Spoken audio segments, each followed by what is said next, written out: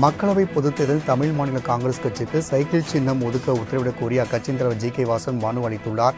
இது குறித்தான அண்மை செய்தியை நாம் பார்த்துக் கொண்டிருக்கிறோம். இது குறித்து தேர்தல் ஆணையம் பதிலளிக்க உத்தரவும் பிறப்பிக்கப்பட்டுள்ளது. கூடுதல் விவரம் செய்த கிருஷ்ணா வழங்க கேட்கலாம். கிருஷ்ணா, நீதிமன்றத்தின் உத்தரவு குறித்தான கூடுதல் விவரங்களை பதிவு பண்ணுங்க.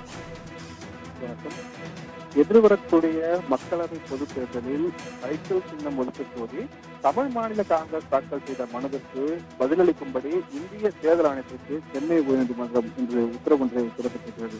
தமிழ் மாநில காங்கிரஸ் கட்சியின் தலைவர் ஜி.கே. வாசன் தாக்கல் செய்துள்ள இந்த மனுவில் எதிர்வரக்கூடிய மக்களவை தேர்தலில் தங்களது கட்சிக்கு சைக்கிள் சின்னம் ஒதுக்க கோரி கடந்த 6ஆம் தேதி தேர்தல் ஆணையத்திடம் தாங்கள் மனு அளித்ததாக கூறியிருக்கிறார்.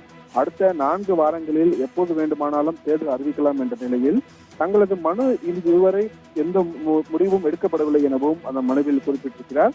கடந்த 2019ஆம் ஆண்டு பொது தேர்தலை போலவே இந்த தேர்தலுக்கும் தங்களது கட்சிக்கு சைக்கிள் சின்னம் வழங்க உத்தரவிட வேண்டும் எனவும் அந்த மனுவில் கோரிக்கை வைத்திருக்கிறார்.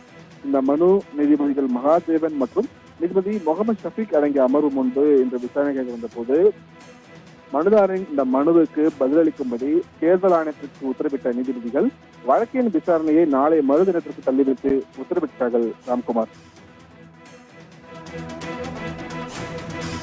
கிருஷ்ணா, தகவலுக்கு நன்றி.